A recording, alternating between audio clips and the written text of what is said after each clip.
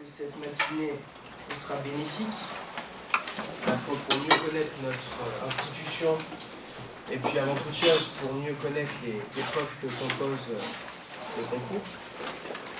Je me présente en 2 mots, je m'appelle David Heller, je suis professeur permanent à l'école.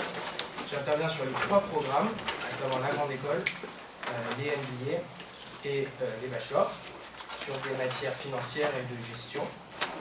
Donc vous m'aurez en première année, en fondamentaux de la gestion. On est ensemble pendant 1 heure, durant laquelle nous allons parler de l'épreuve de calcul et de logique. Je dirais qu'il y a 2 objectifs à cette séance. Le premier, c'est que vous sachiez à quoi vous attendre. Que vous voyez un petit peu les règles du jeu. C'est toujours intéressant.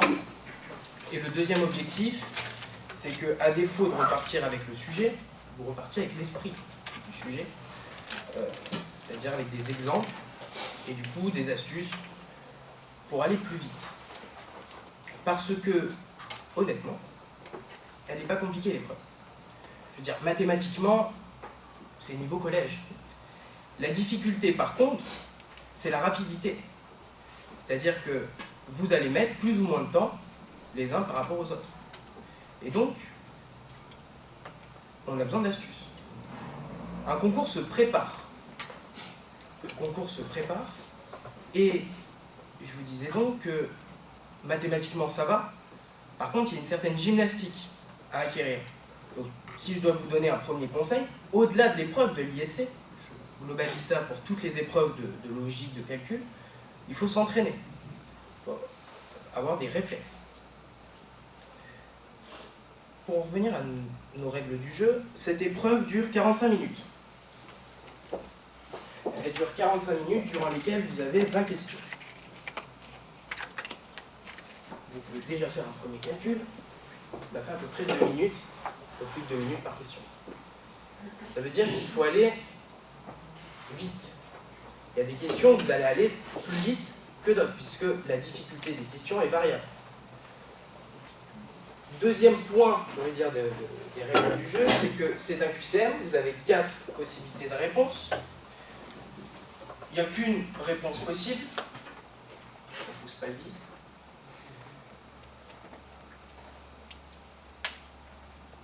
Et c'est un barème à points négatifs. Ce que je suis en train de vous dire, c'est que si vous ne savez pas, je vous conseille de ne pas répondre. Puisque si vous ne répondez pas, vous avez 0. Si vous répondez mal, vous avez moins quelque chose. Dernière chose concernant ces règles, et ça va faire l'objet de notre séance d'1 heure, c'est les catégories. Dans des nombres, on va dire 4, vous allez avoir des séries. C'est-à-dire des séries logiques. On va avoir des exemples, je vous ai préparé. Des exemples style A, B, C, on va placer les T. Vous allez avoir des problèmes de logique, de déduction. Typiquement, Albert est plus grand que Joseph, et Joseph est plus petit que François, etc. Vous allez avoir de l'algèbre. Alors encore une fois, ça ne va pas être folichon. Pourcentage, règle de 3, équation à une inconnue. Et dernier point, de la géométrie. Pareil, des règles de base. Je ne vais pas vous demander d'apporter votre compas. Règles de base géométriques.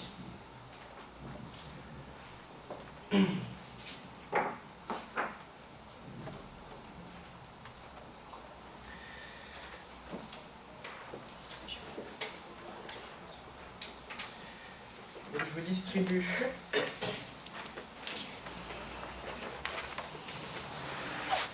un petit échantillon du type de questions que vous pourriez avoir.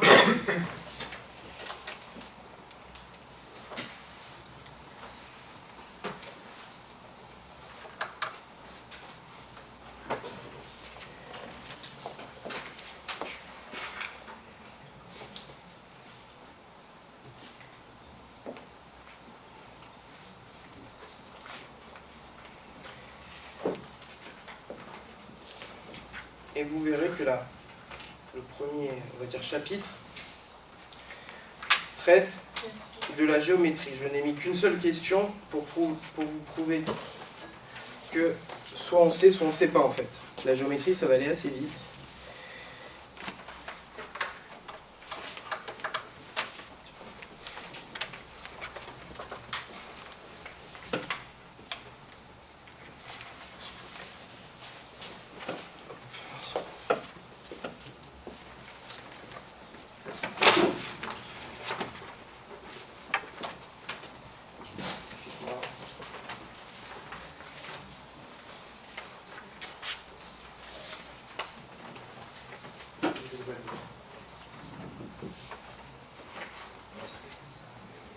Pour vérifier, vous devez avoir 3 feuilles.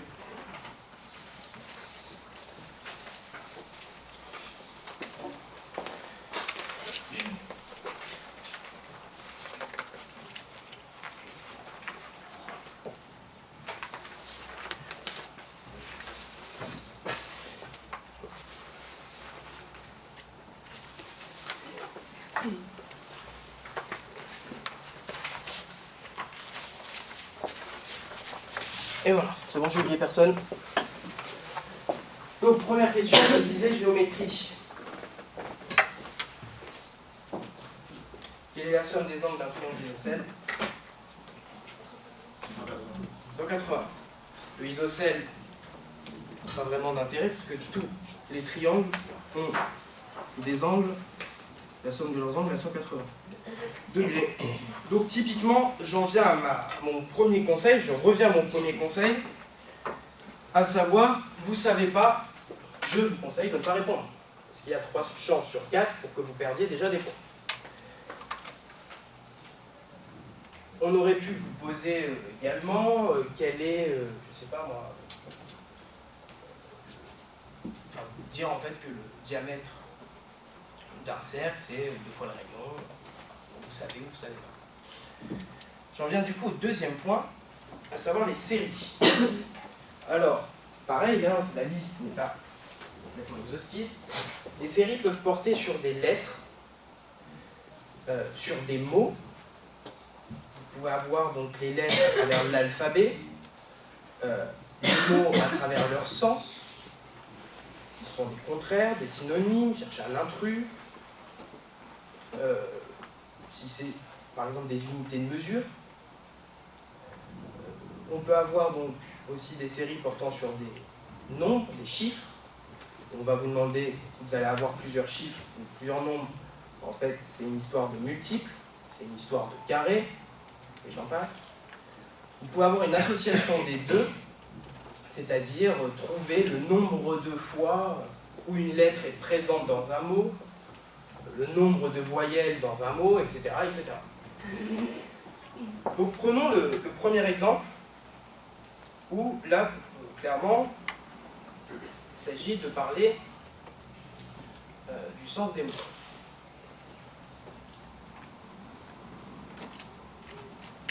Donc on a petit, ami, large, étroit, ennemi. Vous pouvez parler. Grand. Donc vous êtes sur une des séries, réponse C, puisque petit, ami, large sont on va dire les 3 premiers mots d'une même série, et après vous voyez on repart, étroit c'est le contraire de large, ennemi c'est le contraire d'ami, et donc ce qu'on cherche c'est le contraire de petit, à savoir grand. Vous voyez que mathématiquement ça va pour l'instant. Ce qu'on veut là, c'est de l'attention, de la concentration. Tout le monde peut répondre à cette question. À partir du moment où vous êtes concentré et attentif, et rapide.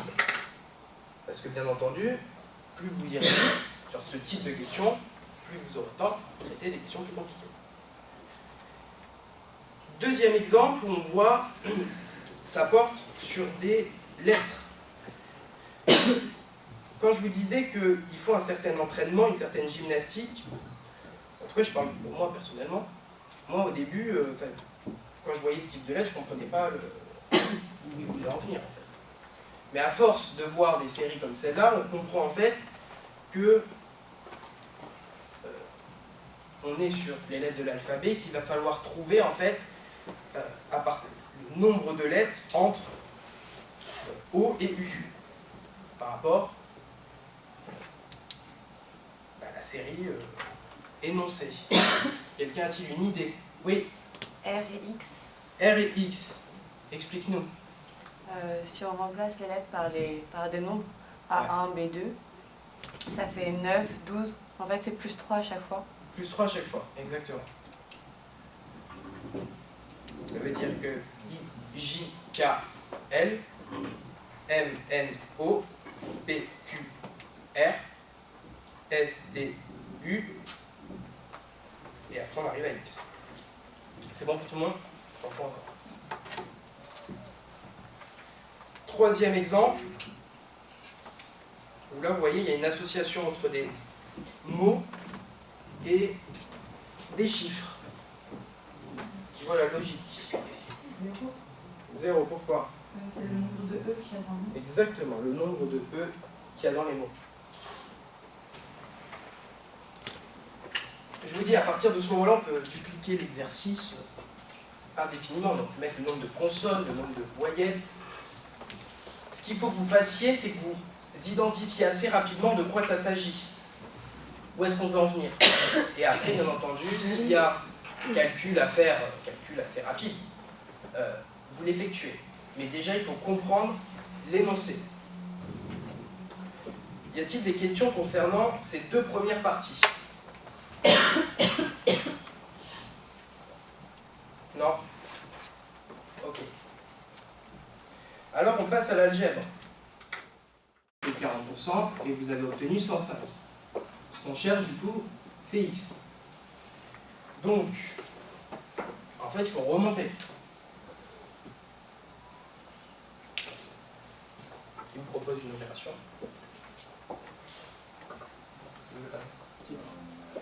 30%, pas 40%. Et on va diviser 105 par... Tu diviserais?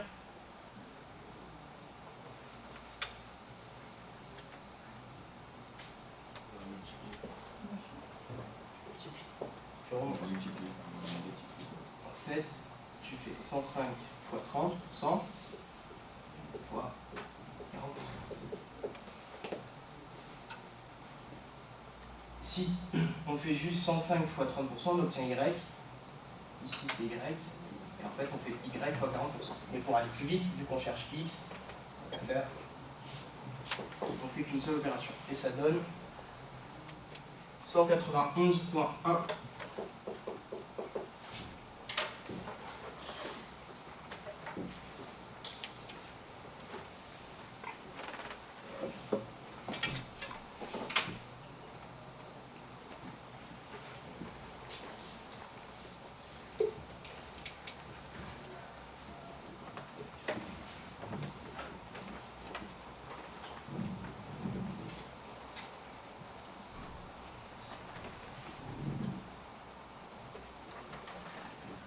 Oui. Oui.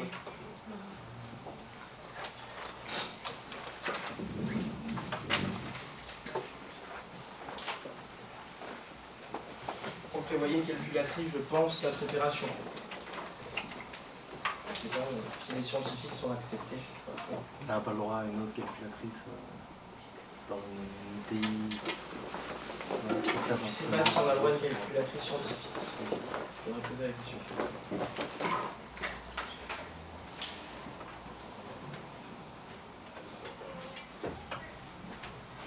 C'est bon?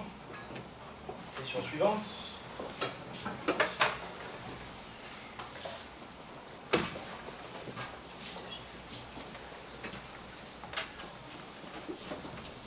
Pareil.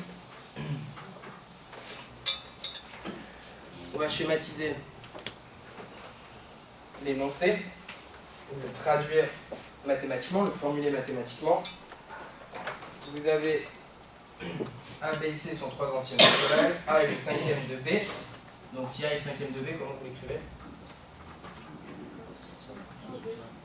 A sur 5? B sur 5. A égale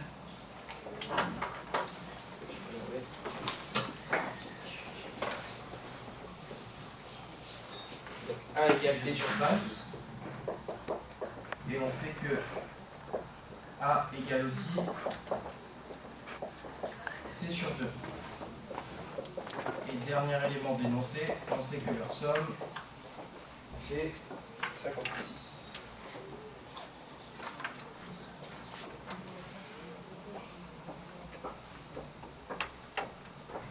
Donc ça c'est posé. Ce qu'on recherche, c'est C. Donc, en termes de méthode, moi ce que je proposerais, c'est d'exprimer l'équation en fonction de C.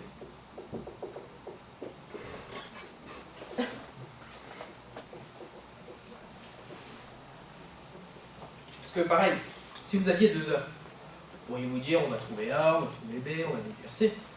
Et là vous n'avez que 45 minutes.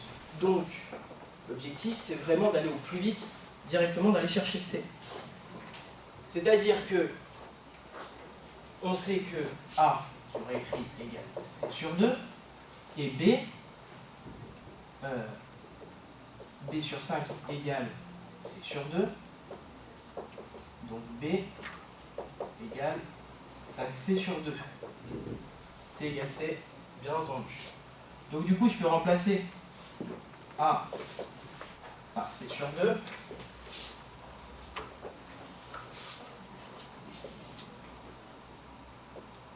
Ici. Plus 5C sur 2 plus C égale 56.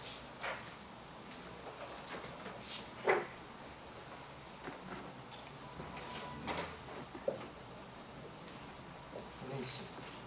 Et donc là, c'est beaucoup plus facile. Ça nous fait 6C sur 2 plus C égale 56. Ça nous fait 3C plus C égale 56. 4C égale 56. C égale 56 sur 4 égale 4.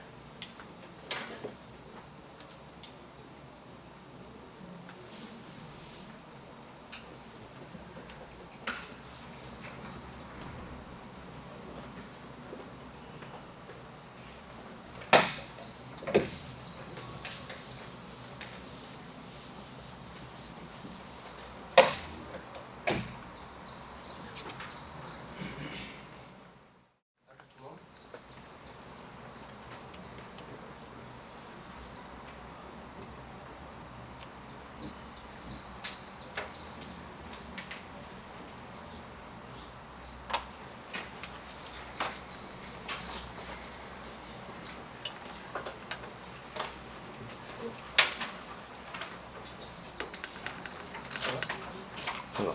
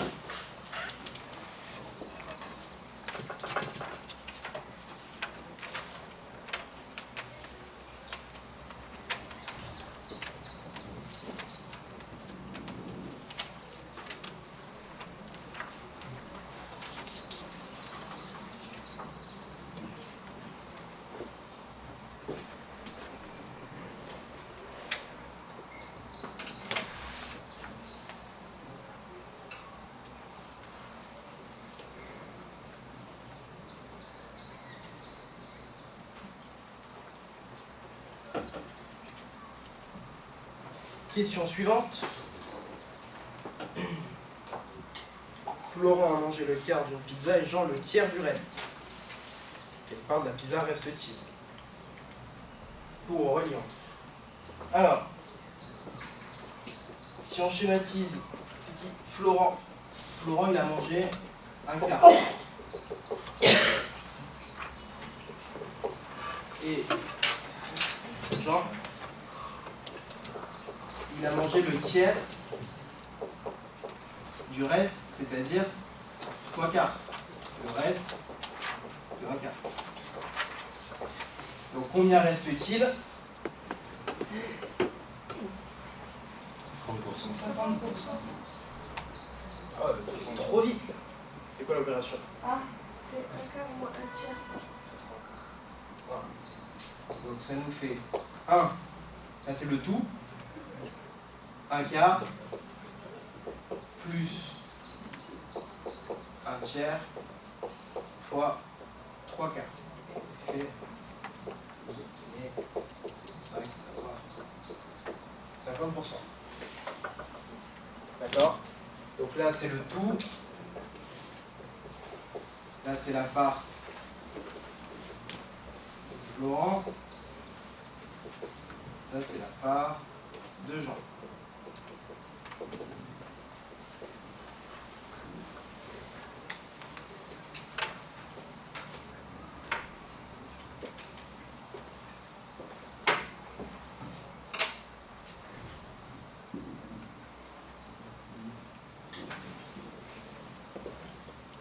Oui, pardon. Il n'y aura jamais besoin de justifier le jour du concours. À la fin, on a une dissertation de 2 heures. Pas du tout. Non, tu justifies pas. D'où le fait que si tu mets au hasard, c'est à tes risques et périls, parce que si tu as faux, tu perds des points.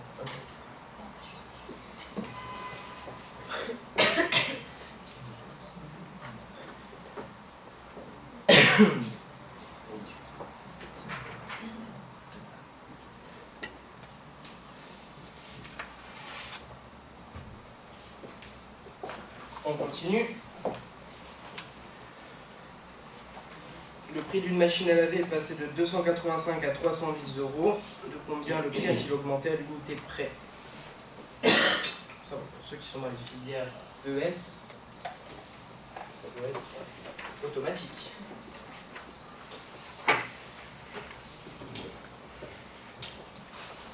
Plus ou moins. Calculer la variation.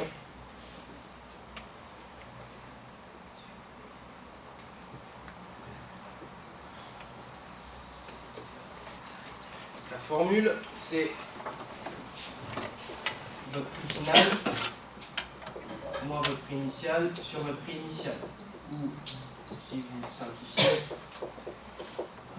votre prix final sur votre prix initial moins 1. Donc ici, c'est combien? 310.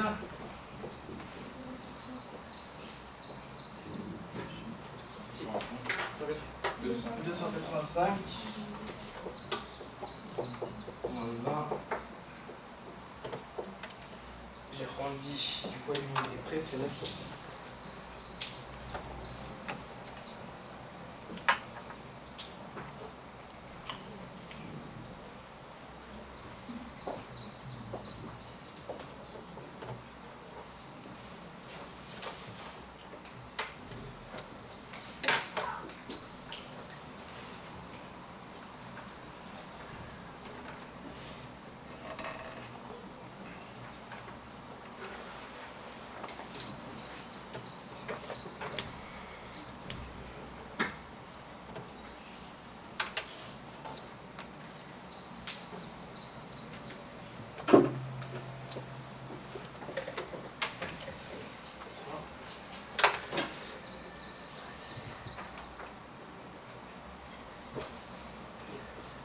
Alors, un bus part à midi.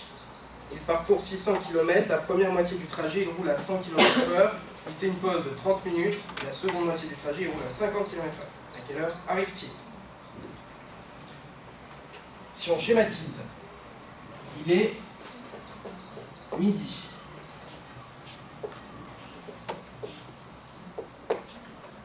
y a une pause de 30 minutes. Là, il fait une première moitié, là, une deuxième moitié. 300 plus 300 faisant 600 km, soit la distance totale parcourue.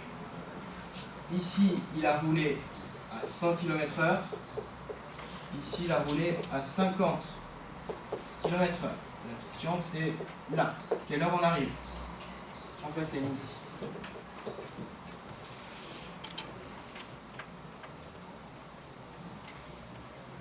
C'est 3 heures plus 30 minutes plus 6 heures. Il va avoir une heure Exactement. Donc là, je développe. Hein. Si tu arrives à faire de tête, c'est parfait, tu iras encore plus vite. Pour résoudre ce problème, il faut passer par les règles de 3. C'est-à-dire que ici, on a 100 km parcourus en 1 heure. Enfin, la vitesse. Et donc, du coup, il a parcouru effectivement 300 km. Là, en effet, ça fait 3 heures. Je fais 300 fois 1 divisé par 100. Et la deuxième moitié du chemin, il a fait 50 km. Sa vitesse était de 50 km par heure. Il en a fait encore 300. Ça fait donc 6 heures. Faire bien attention, encore une fois, il faut être attentif. Il ne faut pas oublier ces 30 minutes de pause. Donc ça veut bien dire qu'on a à la fin 3 heures plus 30 minutes plus 6 heures égale 9h30.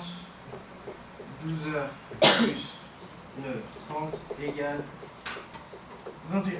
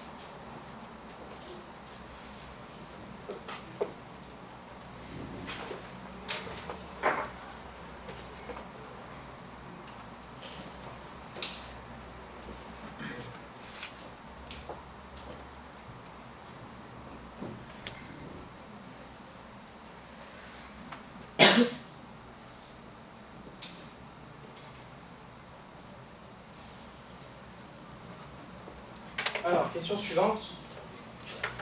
4 frères et sœurs ont une tiers de commune. Franck, Lise, Maxime mettent 3 € par jour chacun. Claude ne met qu'1 € par jour. Au bout de 30 jours, la tirelire est pleine. Donc combien de jours faudrait-il pour que la tirelire soit pleine si Claude mettait aussi 3 €?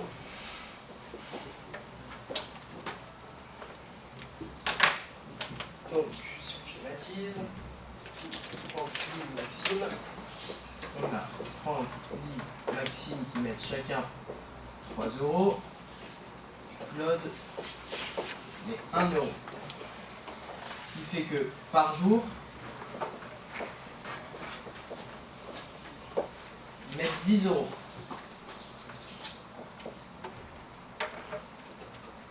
tirelire est pleine au bout de 30 jours.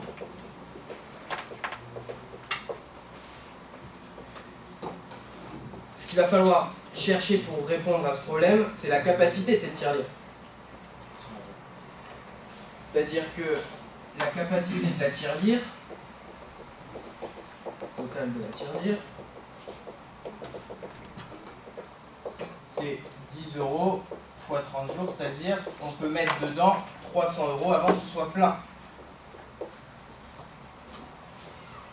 Lorsqu'on redistribue et Claude qui mettent chacun 3 €, donc on n'est plus à 10 € dans ce cas-là, mais à 12 € par jour. Donc, pour obtenir le nombre de jours, vous faites 300 divisé par 12. Ça fait 25.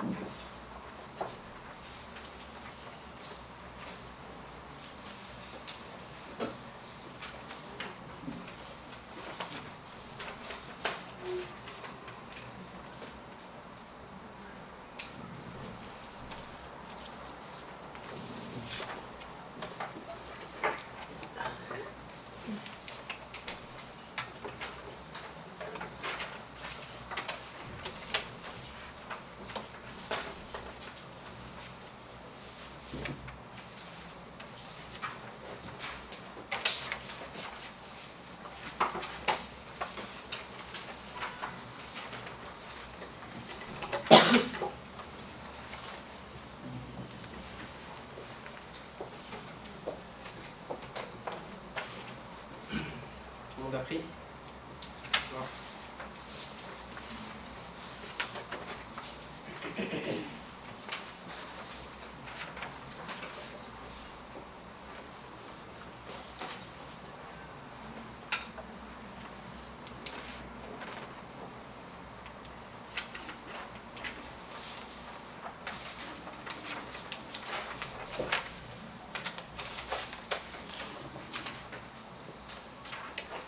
Ce sera tout donc en termes de problèmes algébriques.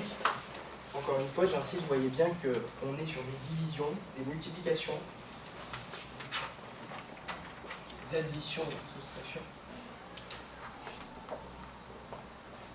On vous laisserait 2 heures, il n'y aurait pas de problème. Ça dure 45 minutes, donc c'est une question de rapidité, j'insiste.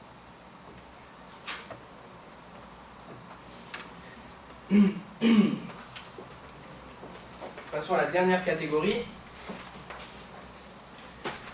celle de la logique. Vous voyez que là, à vue d'œil, il n'y a vraiment pas de chiffre.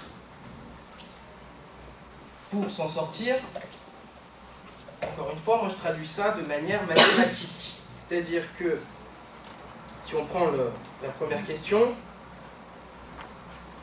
Wadeline organise un sacré repas.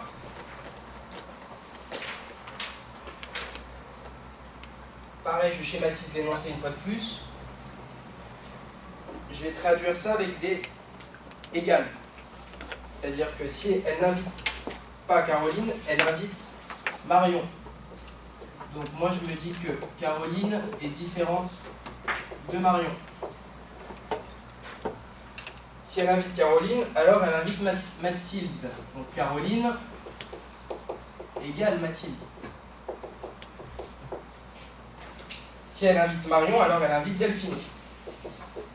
Marion égale Delphine. Mais elle n'invitera pas Delphine. Que peut-on en conclure? Pardon?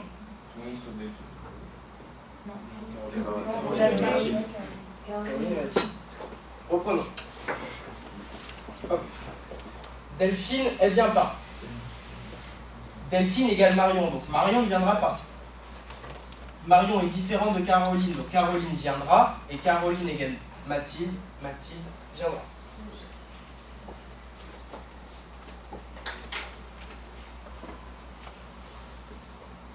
Quelqu'un avait une autre méthode? Moi j'ai mis des égales, je crois. Vous savez pas d'autres.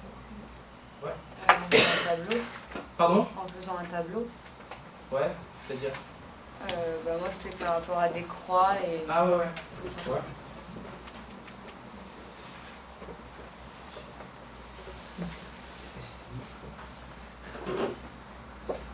Donc réponse B.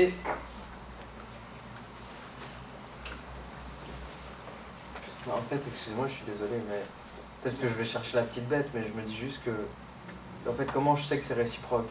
C'est-à-dire que on me dit pas que si elle invite, on écrit par exemple que si elle invite Marion, alors elle invite Delphine, mais qui me dit que si elle invite Delphine, elle invite Marion? Est-ce qu'il y a forcément cette question de réciprocité entre Marion et Delphine? C'est pas juste parce qu'il invite Marion qu'il invitera Delphine. D'accord. Enfin, vous voyez ce que je veux dire ou pas? J'en ferai pas un rédacteur, c'est-à-dire la D'accord, prochaine fois je mettrai ça. excusez-moi, je veux pas. Ah, tu perdras plus de temps, c'est pas grave. Oui. Parce que on n'est pas sûr de cette réciprocité, quoi. Je mettrai réciprocité, d'accord. Ok. Non, mais pourquoi pas, hein.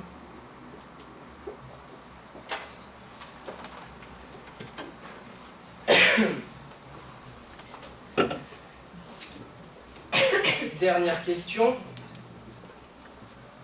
pouvez préciser qu'il y a une réciprocité, c'est une question. C'est une question d'âge, donc on est sur la même formule. Où Albert est plus âgé que Mathieu, blablabla. Donc là, j'ai pensé à mettre des plus grands et des plus petits. C'est-à-dire que Albert est plus âgé, plus âgé que Mathieu. Donc je traduis encore une fois. François est plus jeune qu'Albert.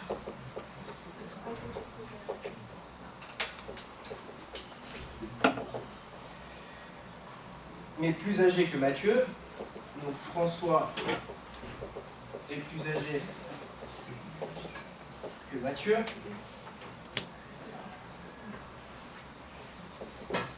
Bernard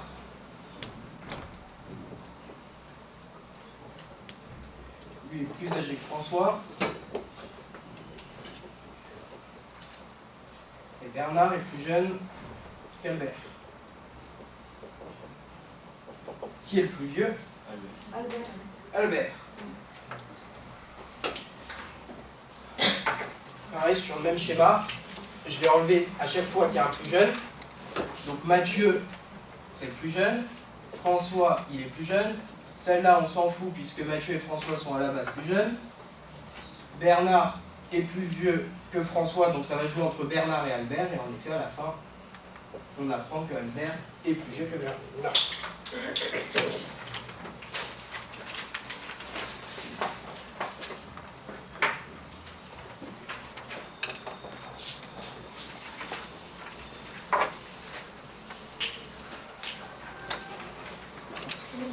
Oui.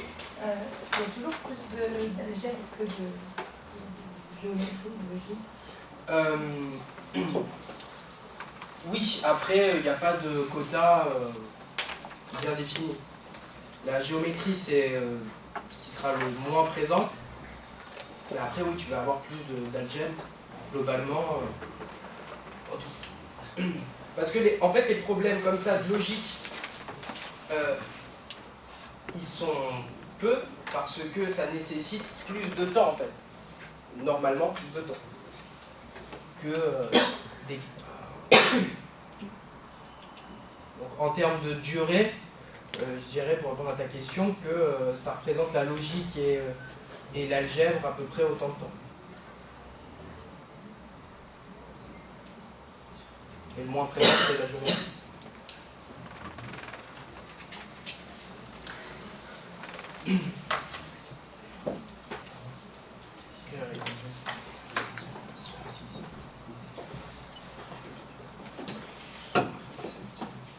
Je n'ai pas d'autres questions. Est-ce que vous avez des questions sur l'école? Et même un étudiant de l'école. C'est moi.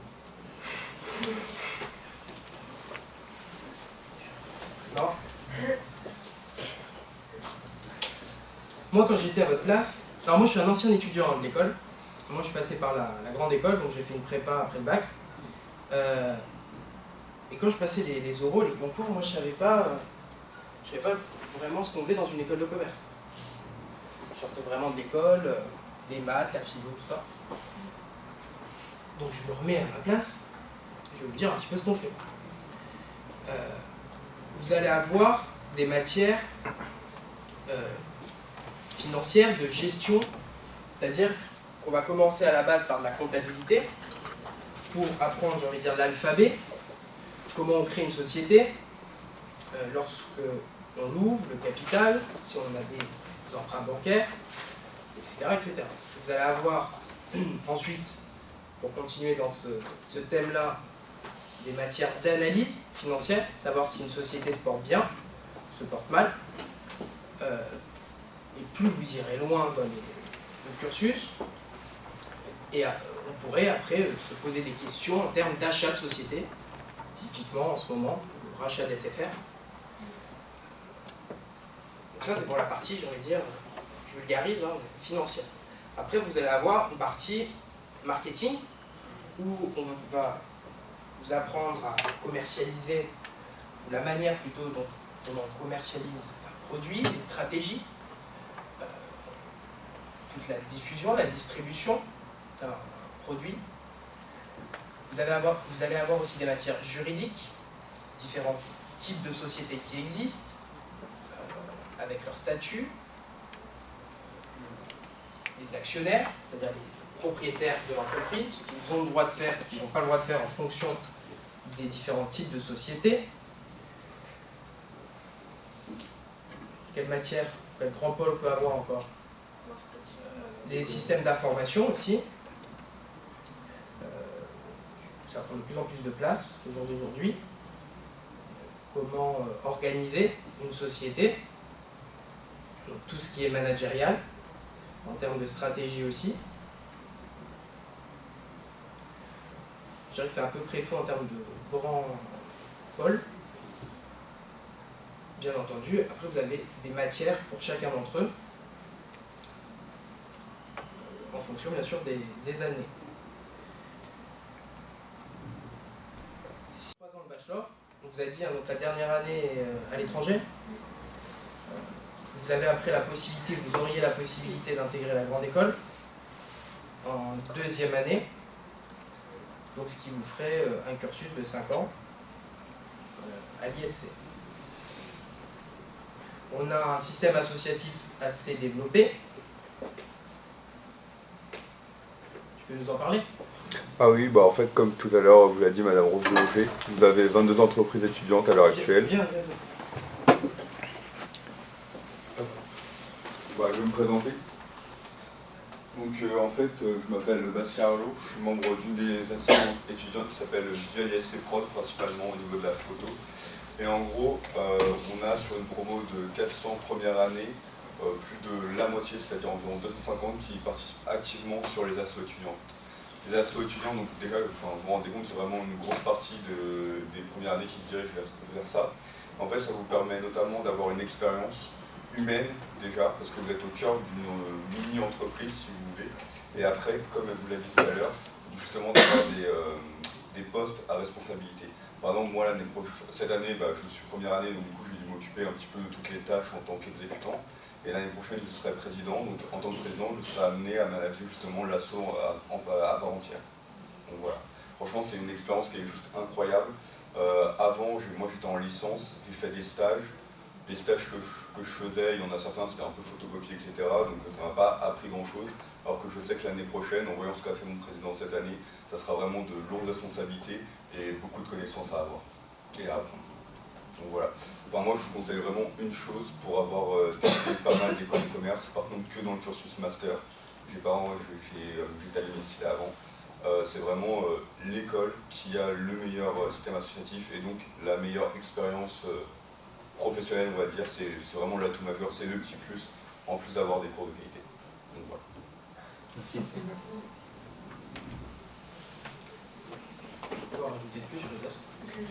Merci. Si vous avez des questions après les intervenants, il n'y a pas de problème. Je suis à votre T'es en grande disposition. école, hein? Oui. premières années, c'est la première année grande école. Tout à fait. Pardon. Juste pour conclure sur l'épreuve, si on doit résumer, je veux dire, il faut savoir lâcher l'affaire si vous n'arrivez pas à trouver une question, la réponse à une question. Ne pas répondre si vous ne savez pas. Et au maximum, comme j'ai essayé de vous montrer, de schématiser pour pouvoir mieux comprendre la question et donc bien entendu mieux y répondre. Voilà. Vous avez quoi après, l'anglais? Oui. Vous avez dit que ce genre de concours il se préparait et comment est-ce qu'on peut justement préparer une épreuve de logique comme ça, sachant que les cours de terminale. Tu as différents bouquins comme le Taj Mahal, différents concours d'école de commerce. Je pense à Sésame, où c'est le même esprit de questions. Si vous voulez, le concours de logique, c'est exactement le même que le concours de logique passerelle. Parce que Taj Mahal est un peu plus compliqué en fait par rapport à ce concours-là. Mais c'est vraiment exactement la même chose que passerelle. Donc si vous voulez vous entraîner, visez la logique passerelle.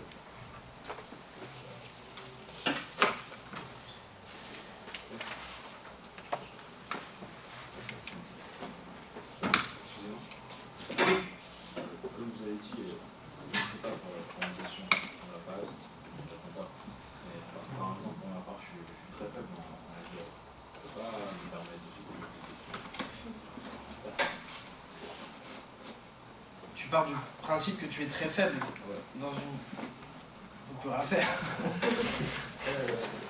Bah, si tu comprends rien, oui, mais tout au pif. On risque d'avoir des points. Soit dit en passant, oui, c'est moins 20 ou 0, oui, c'est un peu mal. Mais d'où le fait de s'entraîner. Ouais, on voit quand même que les notions mathématiques, t'as pas été perdu quand même par les notions mathématiques, une introduction.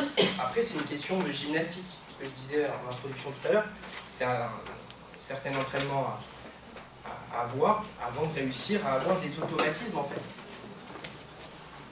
Donc, après, moi, c'est comme je dis, moi je répondrai pas au pif quand je ne sais pas. Après, chacun, c'est un bon, vous le prenez ou vous le laissez.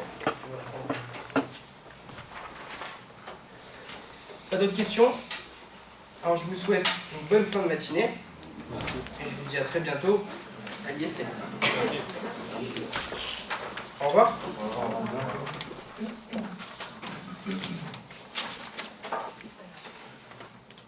Alors vous avez 15 minutes de pause si vous voulez, ceux qui fument pour les fumer une clope, si vous voulez reprendre.